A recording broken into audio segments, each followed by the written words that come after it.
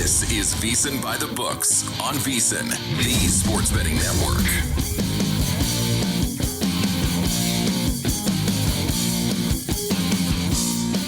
We begin hour number 2, VSiN By The Books. Dave Ross here at Circus Sports Fabulous Las Vegas, Nevada. Our closer, Jensen, was back home in frigid temperatures in Cleveland, Ohio. Now, Jensen, we all do what we do in our world and our lives, and you don't want to be envious of other people.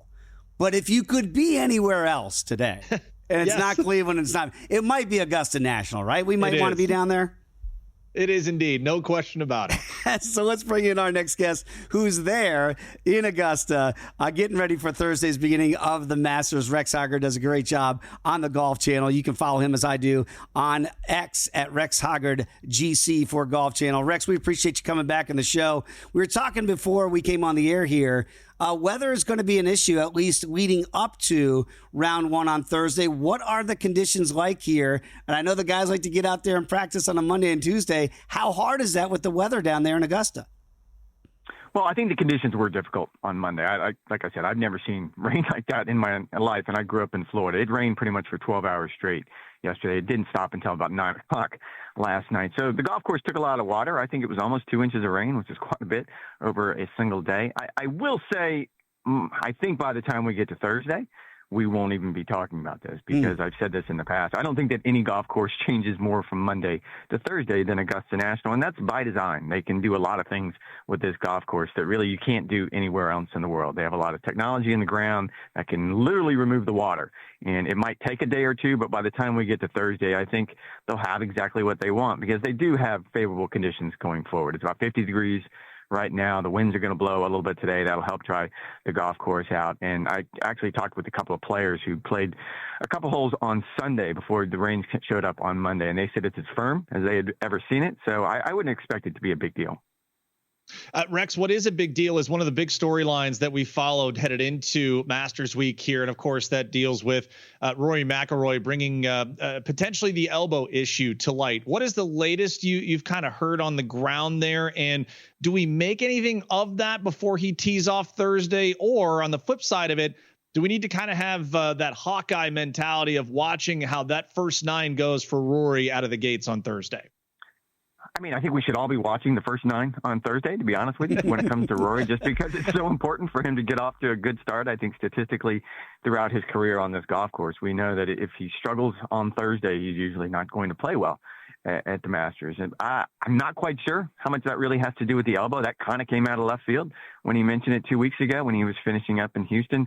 By all accounts, and Todd Lewis did a really good report on Golf Channel last night about this, he was scheduled to show up on Monday for his regular practice round. Keep in mind, he had also made 2 scouting trips up here over the last few weeks. And so he knows the golf course. His game seems to be fine. If I would just, and I keep saying this, if I do the blind taste test and I just give you 2 resumes, Scotty's and Rory's, and I don't put a name attached to it, you're going to pick Rory as the favorite just based on what he's done this year. But when you add the emotion of what this tournament means to him, we all know if he wins this week, he wins the career Grand Slam. That puts him in really elite company. So I think more so than the elbow injury, it's sort of what's between the ears that's going to dictate how Rory plays this week. I couldn't agree more. I mean, his form right now coming in could not be any better. And you're right, the blind resume, much better than what Scotty's done this year. Let's get to the defending champ, the guy that's won this thing a couple times here in Scotty Scheffler. Of course, he's the shortest number on the odds board, 4-1 at DraftKings to win this again. Where is he? Because Rex, like, a bad Scotty Scheffler, for Scotty Scheffler terms, is still like top 10 pretty much everywhere he tees it up. If this is bad form for Scotty, I'd kind of watch out when he gets in good form. How close is he getting back to peak Scotty Scheffler? A bad Scotty Scheffler. I love that. In 6 starts this year, he's got 1 finish outside the top 10. And I keep telling everyone who's talking about Scotty struggling, and I said, if we could all be so lucky that that's rock bottom for us, that we have 5 top 10 finishes on the PGA Tour through 6 events. I think Scotty Scheffler was clearly behind where he wants to be. He's a creature of habit. You see it when he warms up for a round of golf. You see it after a round of golf. I don't know how many times we've made a big deal about him going to the range after a round, specifically at a major championship. That's just what he does. He has a blueprint for what makes Scotty Scheffler Scotty Scheffler. And that blueprint got thrown off because of the injury to his hand that we all know about during the offseason. And I think now it's safe to say that threw him maybe for a little bit of a loop, that he wasn't able to do the things that he wanted to do. He's clearly coming around. If you look at just not the results, but you look at statistically, the things that he needs to do well on this golf course that he has done so well, and he's won green jackets, it's his ball striking. And just go back to his last few starts, that started to come around. The putting is always going to be sort of the secret sauce. If he puts average, not good, if he puts average, he's going to have a chance to win. Rex, as we look a little bit farther down the board, and I made the analogy from one of our Hall of Fame handicappers at Circa that he wanted to treat this weekend like a horse race. Throw out the top two favorites, so no Scotty, no Rory, and look a little bit farther down the odds board. Now, a lot has been made of Colin Morikawa this week. Also, some other guys that are coming over from Liv and Johnny Rahm and Bryson DeChambeau, Joaquin Niemann. Are there some guys further down that you're targeting as potentials that we really need to keep an eye on, especially the first couple of days of the tournament?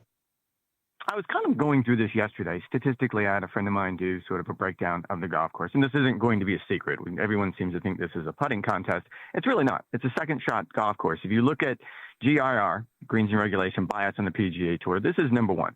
So if you're going to sort of drill down, it's going to be the guys who have the best approach shot statistics. And one of those guys is Russell Henley. He's top 10 in GIR. He's top 10 in proximity to the hole. He's top 10 in strokes gained approach. All of those things factor in. So I think he would be a good pick. The University of Georgia guy, clearly he loves this golf course. This would mean the world to him. But I think that would be, I'm not quite sure if it's a dark horse pick, but I certainly like it. And then you mentioned the guys from Liv. And we talk about this pretty much every major now, because it's hard to do an apples-to-apples comparison. I think Jon Rahm's playing well.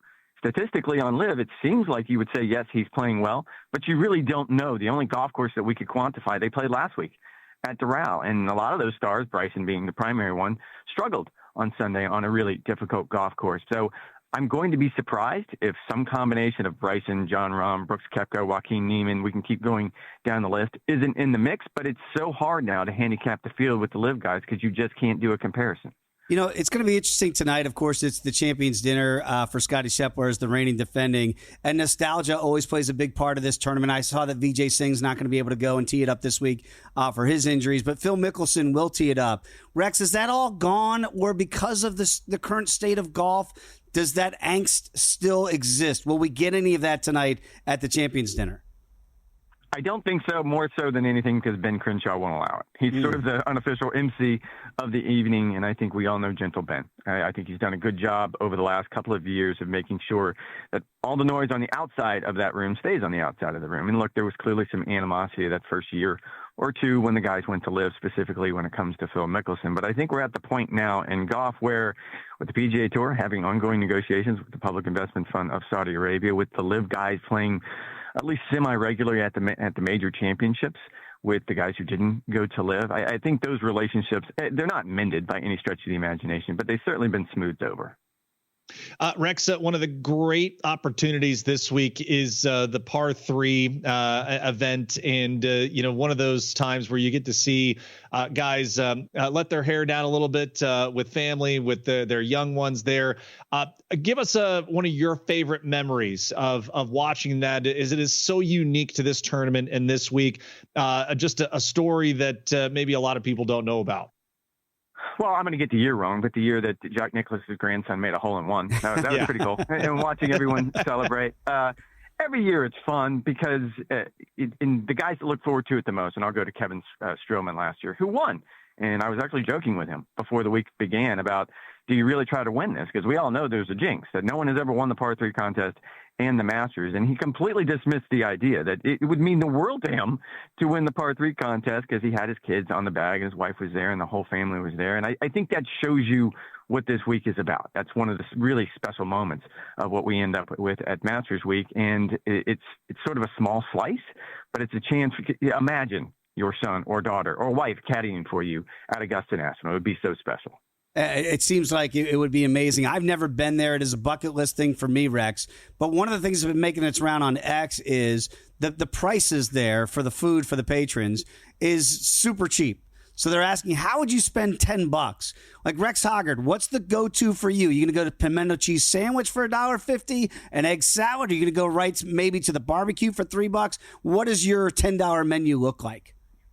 This is blasphemy. I don't particularly like pimento cheese. I think it's kind of gross, and I know that gets me in trouble every time I say it. I'm expecting them to take my credential every time I mention that. I love the egg salad. I am from the South, and so that's always a staple. And the ice cream here, I believe it's called peach cream, is what it is. It's like an ice cream type sandwich. That's always one of my favorites. And they actually just created sort of their own beer a few years ago called Crow's Nest. So that would be some combination of my champion's dinner. Wow. That sounds awesome. I eat like a child. Yes, you can say it. I have the appetite of an 8-year-old. Rex, that's phenomenal. Last one from me, buddy. All right. So two-parter. Who's winning it? And do we get the winner from the final group that tees off on Sunday?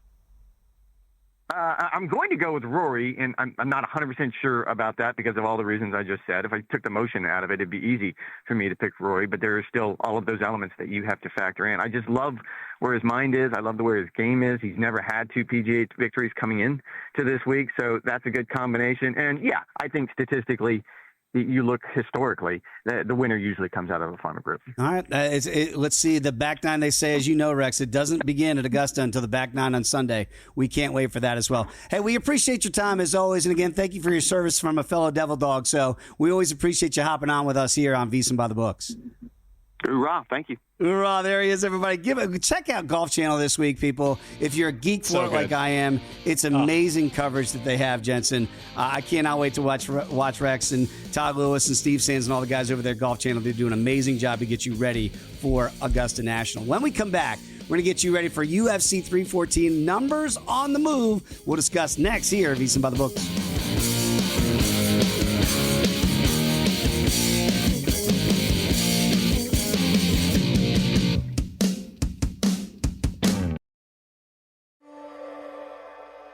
This is your before and after story, where your first steps towards a new life-changing career begin.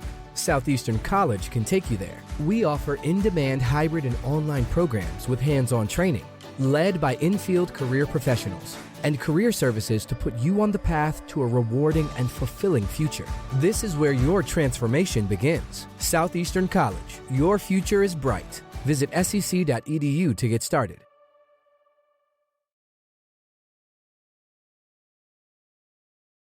You're tuned in to VSiN By The Books, right here on VSiN. We continue the Tuesday edition of VSiN By The Books. Dave Ross, Jensen Lewis. What a conversation with Rex Hoggard.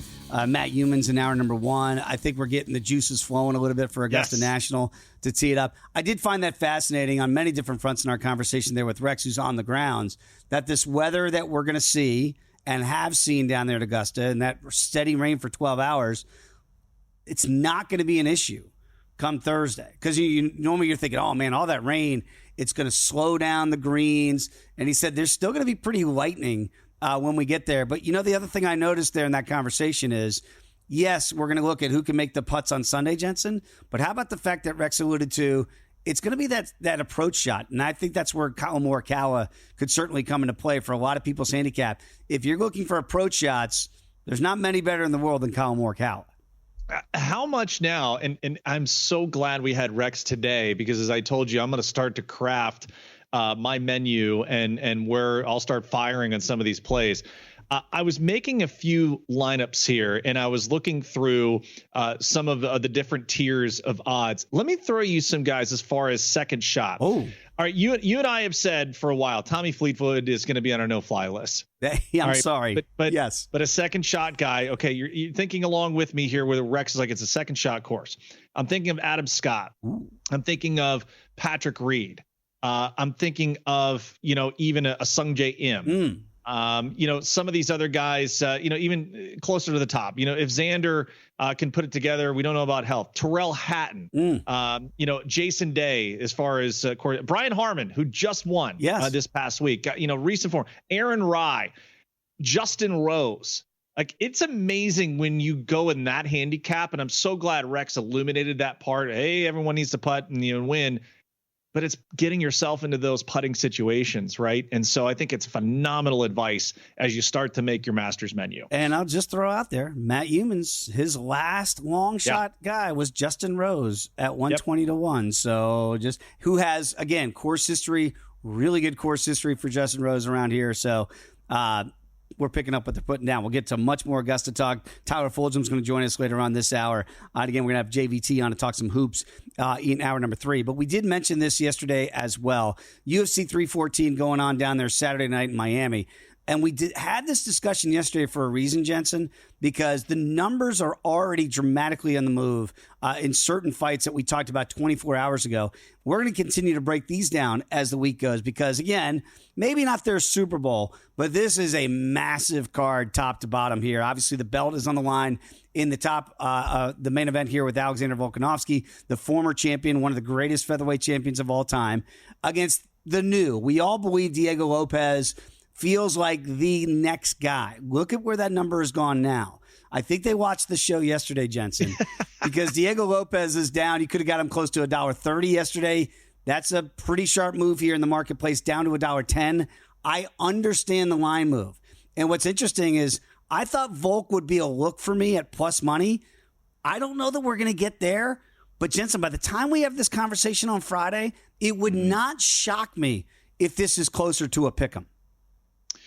All right. So as part of our handicap, we were looking at, some experience in cardio, right. For Volkanovski, and saying that when you get to the championship rounds there in 4 and 5, is it just physically Volkanovski is going to wear down Diego Lopez and could be a knockout situation there, potentially. The fact that this has shortened the way that it has, I think you're incredibly spot on where people think it's going. I'm always a method of victory guy. We talked a little bit about it yesterday. Do we do the correlated plays here again with the line movement, or does it give you a moment of pause now from where we were 24 hours ago? I wish I had followed my own advice yesterday and said, because again, in some of the text chains with guys like Matty Betts that are out there and Kyle Proviance and some other really sharp handicappers, we were texting back and forth the last couple of days saying we got to be on the Lopez side at this price point. And again, people, I think, Jensen, sometimes look at that, and you do this in baseball and other sports as well. Price point does help you formulate certain opinions. Like there are certain fighters at certain prices I'm not going to like and I'm not going to be involved with, right? I'm not going to lay $1.50 on Alexander Volkanovski to beat Diego Lopez. Could he beat him? Absolutely. But we talk about it all the time, certainly in individual sports, that you're trying to find that value that's in this. And that there still is value to me on Diego Lopez as a dog, but it's starting to be extracted ever so slowly. We talked about it yesterday. And by the way, Michael Chandler, as a new dad, he and his wife just had a baby. And do you look at the baby bump in the co-main event here and say, oh, Chandler's going to be motivated now. He's going to go out there and knock out Patty the Batty. You can get Michael Chandler here at plus $1.30. And the other side of this, Jensen, people might go, oh, he's team no sleep. Yes. He's not going to have any sleep getting ready for this fight. I don't know that factors into the handicap. You hope Chandler's back to getting in shape for this fight on Saturday. But that is a real world thing going on with Michael Chandler that happened just this week. I got to be honest with you. Pimblett got more ways to win the fight. I think we all understand that. Certainly the submission game is there for Paddy Pimblett. He is not. I know people wanted to kind of fraud check him, which is one of the dumbest terms I think that we have in MMA. That guy got fraud checked. Like, do you know how great these athletes are to be at this level and to fight there's no frauds when you're fighting in a co-main event here. I don't believe so. So I don't think Paddy Pimblett is a fraud by any stretch. I will say that Chandler, that window to win, it feels like it might be shorter because he's so explosive, Jensen. He's so much of Michael Chandler comes out in, say, the first 7.5 minutes. And by the way, totals are not out yet. So there's a reason why they've gotten the sides are out, obviously, and they're ever changing. But those totals are not out yet, Jensen. And I believe we might have them by showtime tomorrow. Okay. That'll be an indication when you talk about method of victory of where the books think these fights can go. Because I think, again, correlated plays we talked about in the main event, if you're looking to Volk, I might look to the over. And if you're looking at the Lopez side, you might look to the under. I think the same thing could be true with Michael Chandler in the co-main event. You might look to the under there and maybe the over for Patty the Batty. Yeah, I wrote down Pimblett by a decision, and that was kind of where I got to. If you're going to be on Patty's side here, I know we spoke a little bit about Chandler's wrestling and how that could neutralize potential submission opportunities there for Pimblett. I'm with you though. I think it'll be fascinating to see where the juice is here when those round totals do eventually come out tomorrow. I want to just show, because we haven't talked about it yet this week, and we're going to really get into this as the week goes. The prelim card is so deep, Jensen. And this is what the UFC does when you have a marquee pay-per-view like you're going to have Saturday night down in Miami. There's a fight that a couple fights I want to just illustrate very quickly. One of them is a Hall of Famer to be in Jim Miller against one of the youngest fighters on the entire roster in Chase the Dream Hooper. I love Chase. He's really good on social media. He's easy to root for. He's minus 750 against Bad Moon Rising in Jim Miller, Virginia Tech Hokie. There is no way I'm laying 750 on Chase Hooper. Mm-hmm. Jim Miller at plus 525 is such a live dog in my estimation. I'll be curious to see where that number goes. But Jensen, this is the classic case. This isn't like an old guy playing out the string. Jim Miller goes in there, and he goes in there to finish. Chase Hooper is a finisher.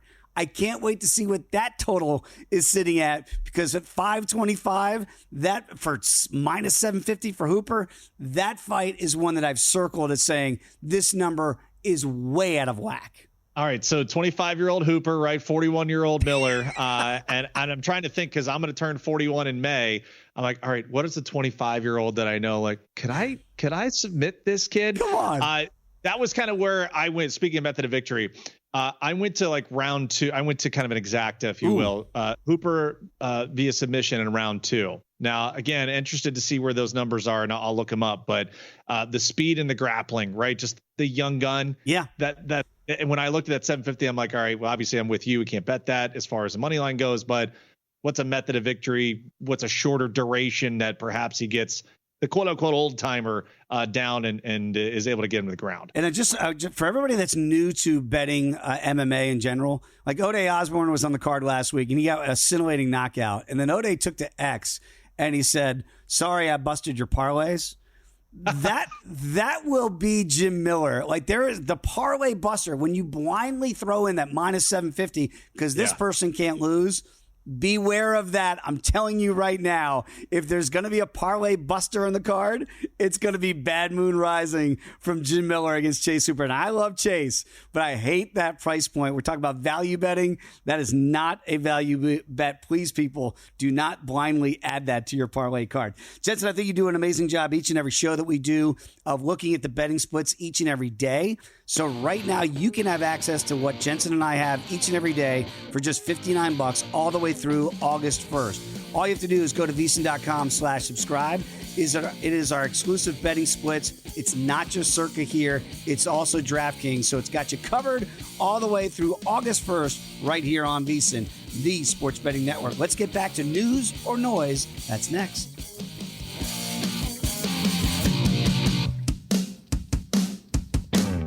You're tuned in to VSiN By The Books right here on VSiN. We are back, VSiN By The Books. Dave Ross, Jensen Lewis, going to have Tyler Fulgham, our old buddy's going to join us here. I will say this, Jensen. Tyler and I like to go at it like cats and dogs, especially when it comes to golf. Like, you think about some of the pressure points you have on people. You would think it'd be football, maybe baseball. For some reason, golf has always been that one that we've just gone back and forth on through the years. Is there kind of an offshoot sport that you and your friends maybe jab the most at each other about? It's probably football. Yeah. And I guess the line of demarcation would be, is it college or is it pro? And I think we're going to settle that this upcoming year by getting into the Circa Millions contest. It would be the gentleman's way. As Survivor, so many things can happen, but as you've kind of alluded to me, this would be the, hey, this is how we knight people. He's a line from Billions. This is how we do it. So I think that's what we'll do. So in the clubhouses, you guys aren't debating baseball.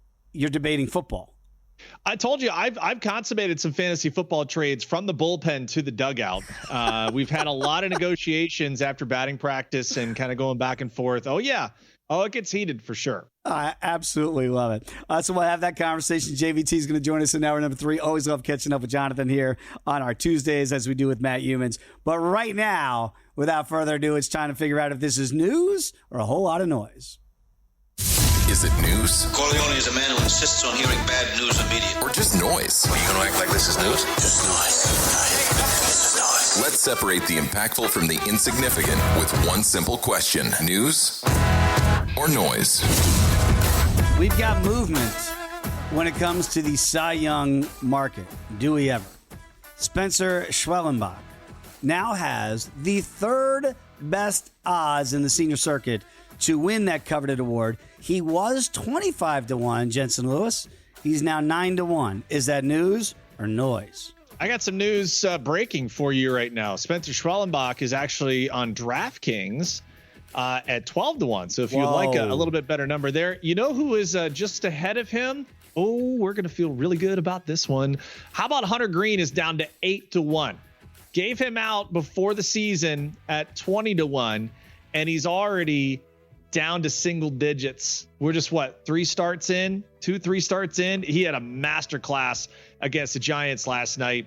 As you look at some of the updated numbers here, it's still mind-boggling to think Paul Skeens is in like Shohei Ohtani MVP territory, sub 2-1.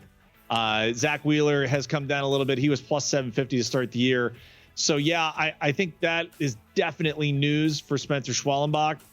I think if you're looking a little bit farther down on that page, I'm interested to see, and I had Tyler Glasnow early at I think 18 or 21. He's drifted a little bit.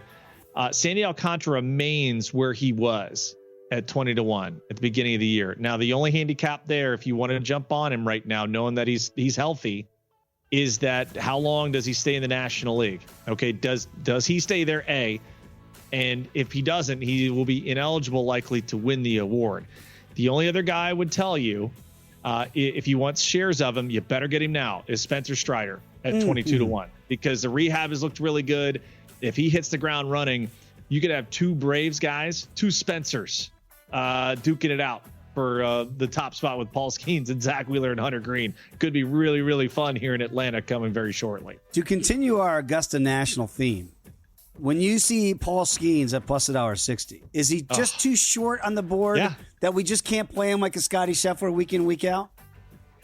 Think about so Garrett Crochet is the favorite in the American League right now at 3. Would you rather Garrett Crochet at plus 330 to win the American League Cy Young or Paul Skeens at plus 160 to win the National League? Oh, man. I mean, I'd take the longer number, right? And Crochet. But still. I know. These numbers are too short. And again, I think that's what we're trying to talk about, even like the national championship game. If you didn't want to bet it last night because there's no intrinsic value, with the number was spot on, like there's no value in that number of Paul Skeens. Is there still value in Schwellenbach at 12-1, or has that been extracted? No, I think there is still value there. Anytime you can get a guy in double digits, absolutely would think that is something that you will circle. And again, you're kind of banking on as this market has evolved. Remember, we had a lot of the LA Dodger pitchers that were kind of sprinkled in there. We said that those guys are not playable to a certain extent. Glasnow might be the only one because we think he has the best chance not only to stay healthy the longest, but has the best chance to go deeper into games. They're not going to do it with Roki Sasaki. Blake Snell's already hurt. Yoshi Yamamoto, maybe, but they got to get him through the end of the year. He was hurt last year, so they're going to be very, very conservative with him. And so now you look at where Atlanta usually is. They let their starters go once they get stretched out. There's no holding them back. And Dave, to compound that, the back end of their bullpen is nowhere near as deep as it has been the last couple of seasons. So they may have to lean even more on those starters, and that would lend you to credence as we get back to Spencer Schwellenbach and where the odds are. Him at 12-1, Spencer Strider 22-1. I mean, you're in a great spot here just knowing the usage and how deep they'll be able to go into games. Can I just throw out one name that's not on the board? Sure. Kodai Senga. If you watched him last night, and again, and even his first start, which I know some people are like, it wasn't that. He actually was really good with a couple of 2 mistakes at the beginning, and that's it. And the defense behind him was terrible. He still has ace stuff. So I know he'd have to be consistent with and stay healthy. Does the injury concern, does that scare you off from a guy like Senga? For sure. Yeah. And again, if you're looking for a longer, Justin Steele jumps out to me right now, 45-1. Jesus Luzardo, who's been awesome, 45-1. I mean, if you're going to go ace potential, you get Corbin Burns 35-1, Zach Gallen 35-1, Michael King 35-1. Plenty of other names there. Just from a health perspective, Dave, I think you'd rather have those hard-earned dollars on. I tried to sneak that in. I see you. I see what you're doing. You're probably Jensen's pretty darn good at betting every sport, but if you're not great at betting every sport, Rhythm is going to help you do just that. So the best bettors are going to use data, of course, like Jensen does, to get ahead. So why not help Rhythm help you? And they're going to use AI technology to do just that. So again, whether you're a seasoned bettor, you're looking for an edge, Rhythm's got you covered with AI backed projections and insights. So again, check that out right now. 50% off annual course subscription by using the promo code VSiN, VSIN, or 25% off your first month with the promo code HOOPS25. So head over to rhythm.com today. That's RITHMM.com. To the victor go the spoils. Congratulations, Florida. And in my group text with my boy Chris Seibert and Jesse Meyer and the boys, Seib, who's a Florida grad, wanted to point out that they're the only school now that has 3 football championships and 3 basketball championships. That's why we don't root for you guys down there in Florida. Yes. Right? Because you're going to let us know about that. To do it and go back-to-back next year, as we look ahead to the odds for next year, way too early, but it's fun to do. Florida's 18-1 to get back there. Walter Clayton Jr. is not going to be walking through that door. You see the number here. Duke is the shortest shot at 10-1. Before we all say, well, Cooper Flagg is leaving. Jensen, what if Cooper Flagg says, I like college? There's this thing called NIL. Is he absolutely gone because it's a brave new world in college basketball? I don't know if it's as cut and dry, depending on what his camp believes he could get as a guarantee as the number 1 overall pick. And that is not only just what his contract will be, endorsements, et cetera, et cetera. I would look at this odds board and say we're in a brave new world with the amount of guys in the transfer portal and what the dollars of NIL will look like as we move forward. So I did just initial leans. Okay. I looked at Purdue. I looked at Arkansas. I know Tom Izzo hates the transfer portal and all the money, but Michigan State at 35-1. I mean, come on, on principle, I think it's a little disrespectful. Okay. Iowa State at 40-1. You know, I mean, if you're looking to take stabs early and just at least have some bigger numbers in pocket. I mean, Calipari with what he showed at the end of the year, 20-1 for Arkansas. And hey, let's see what the SEC looks like now.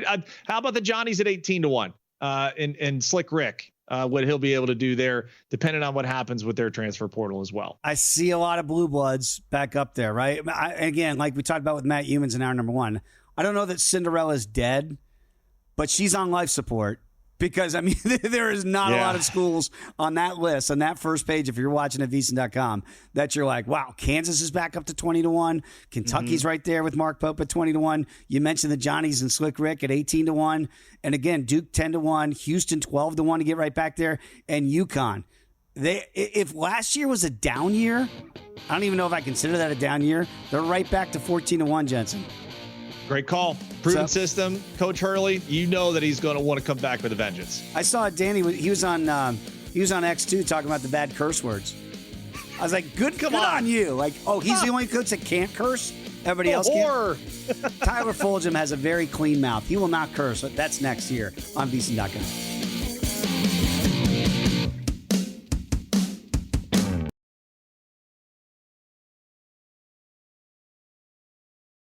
You're tuned in to VSiN By The Books, right here on VSiN.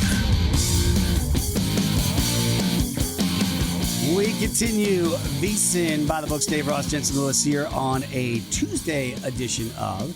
And Jensen, again, there are certain people in the world that you love to catch up with no matter where they are and what's going on in their life. That would describe our next guest, Tyler Fulgham. You can follow him on X as I do, Tyler_Fulgham. Joins us now on the Progressive Guest Line. It's not so much that he left me in Las Vegas or we were in Chicago together, Jensen. Now he's a big star hosting Sports Center. Like, Tyler, are you too big for us yet? When does that happen?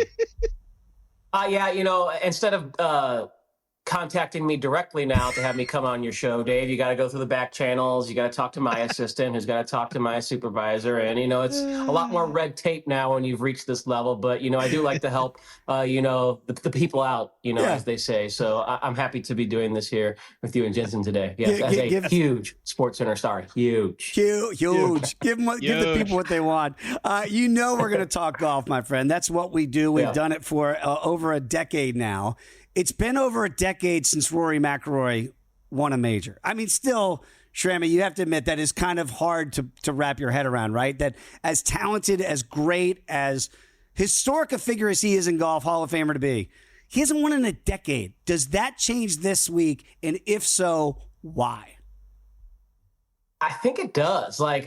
Things are lining up for Rory. He's won twice already coming into this event this calendar year. Of course, the Players and at Pebble Beach, the AT&T, the Pro-Am there. Those are two iconic courses. Of course, Augusta is the most iconic course.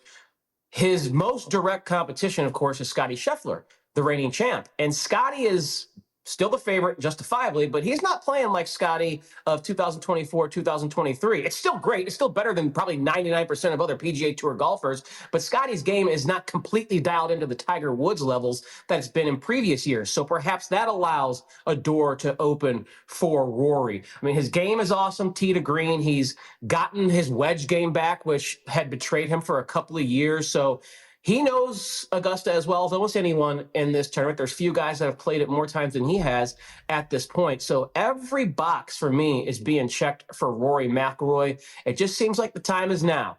If not now, when for Rory? The question I want to ask you guys is, after what we saw at the U.S. Open, do you think he can win a major where it's tight on Sunday down the stretch, or do we need to see for him to get that elusive major again, him to run away like the Rory of old, blow away the field? Can he do that at a course like this and win by 5-6 strokes? So mentally, there's no pressure on the final few holes on Sunday.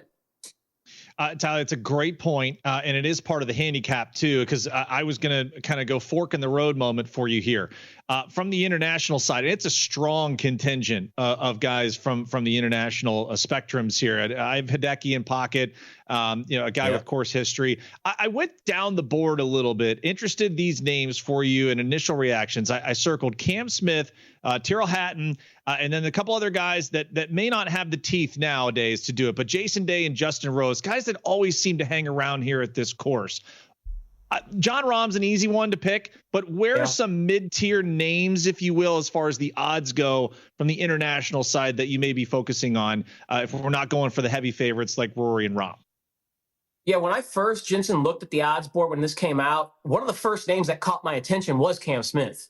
Cam Smith is a golfer who a couple of years ago was battling Scottie Scheffler when he won his first green jacket all weekend long. It was a great tournament. And Smith is down at like 60-1 on our book. I don't know what he is elsewhere, but I mean, the odds on Smith are jarring to see when you look at his recent history before he went to the LIV Tour. Frankly, since he's been on the LIV Tour, it hasn't quite been, as good in these major competitions, but it's still top of mind what Cam Smith can do when he's at the top of his game. So that is definitely one international name that caught my eye. You mentioned Hideki. I think everyone who is handicapping the Masters this year is looking at Hideki as a potential value. The other names that you mentioned, Jason Day and Justin Rose, I don't know if I'd take them in the outright market, but those are names that have the experience, can play championship level level golf. So maybe top 10, maybe top 5. I just don't know if they can win at this point. But definitely Cam Smith was one of the first names that caught my eye going, wow, we can buy him at this price. That's something I got to think about. You know, we've seen some crazy things happen before majors, or massive international events like the Ryder Cup where fisticuffs happened there. Dustin Johnson slipped in socks the night before the playing of the Masters. That's what we're seen it 100 times. Barring something like that from Scottie Scheffler, what would it take for Scottie to not be in the mix come Sunday? It's hard to imagine he won't be. I mean, again, like I was saying, even though his game's not its sharpest that it's been, I would say maybe he just doesn't have it going with the flat stick. I mean, again, tee to green, I don't care what the numbers are. There is no one better in the world right now. He is almost Tiger-esque tee to green. So I would say maybe just struggles on the green would be the most logical or most likely way that Scottie isn't contending. All right, Tyler. So I'm always intrigued to see some of the other markets that are offered at various books. Let me give you a couple here. Let's focus on the live guys. And I found these at DraftKings, and I think they're phenomenal. And again, it's so hard in golf to pick winners, the guys that are going to win the tournaments. But I found these markets very intriguing. Let me give you top golfer props. This is on DraftKings. So the top golfer for the live players. John Rahm, your favorite, at plus 280. DeChambeau, plus 360. Joaquin Niemann, who I know DR is very high on, at 5-1. And then also the live special, any live player to win the Masters. The yes is plus 275. Any interest in either of those handicapping markets? Frankly, Jensen, I got a lot of interest in live golfers here. I think DeChambeau has, taken his game to a new level. He has been one of the few golfers who's gone over to the live tour and seemingly got better when he plays in the majors. Of course, we know he won that Open against Rory at Pinehurst. I like Bryson.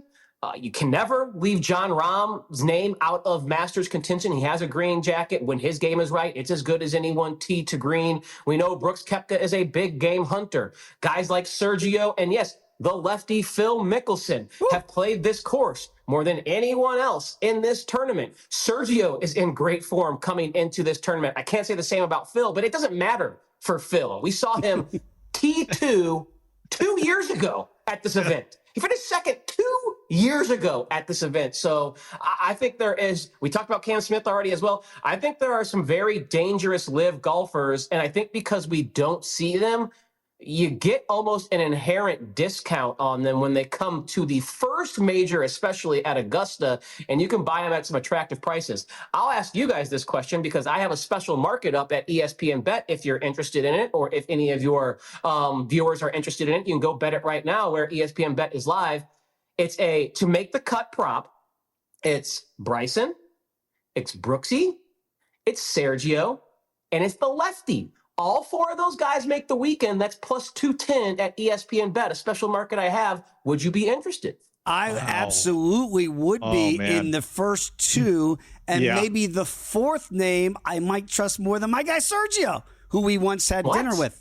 I know. Whoa. Yeah, I worry about Serge a little bit more than I do Phil. Is that crazy that I'm worried more about? No, I even wrote this in a write-up for .com. I said, Sergio, you'll know probably 6, 7, 8 holes into his first round on Thursday if Sergio's going to be there. Right. Sergio can either make the cut and contend, or he could be out of it by the back nine on Thursday. So I think you'll find out really quickly about Sergio. But again, lefty, I trust inherently at this course. Brooks and Bryson, I trust inherently at majors. Yeah, I actually like that price point of plus 210 for those guys. And again, I alluded to the fact that we were having dinner once and Sergio was at a table right close to Tyler and I, Jensen. People might not know this about Shrammy. He got booted off Guy Fieri's show. What show was it that you did not win? That was Guy's Grocery Games. Yeah. What'd you finish? You get to the semis? Basically, I made it to. I was top 4 in the tournament. Okay. Modern day supermarket sweep. Come on. Yeah, couldn't even win that, and you are a pretty damn good chef. Are you good enough to appreciate Scotty's menu that he's going to have tonight at the Champions Dinner? So he's going to have cheeseburger sliders. He's going to have firecracker shrimp. He's got, it sounds like something right up your neck of the woods. Papa Chef's meatball and ravioli bites and a wood-fried cowboy ribeye. How good is this menu by Scotty Scheffler? Solid menu, 8.3, 8.4. I mean, he plays the hits, and Scotty's, a simple guy. And so some of these dishes are simple, but they're craveable. They're good. Who doesn't love sliders? Who doesn't want meatball, ravioli, firecracker shrimp? Definitely plays the hits. I went through some of the recent menus of champions. Some of them were, frankly, not that inspiring, but Scotty plays the hits. These are craveable items. He's not going down to Augusta to try and have a 5-course French dining experience. This is good food. Can you make all of these things on the menu? Oh yeah. These are all easy. There's no issues there. Kids got skills. Dave, I got to send Tyler the picture of the ribeye I made on Sunday. I sent to you and Joe Serralo. It looked pretty damn good. Jensen, ask him to send a picture of the chicken corn soup that he made a few years ago, and tell me how you feel about that. That will be stricken from the record book. Shrammy, you're the best. Check him out on ESPN and ESPN Bet. We're back with more here on VSiN.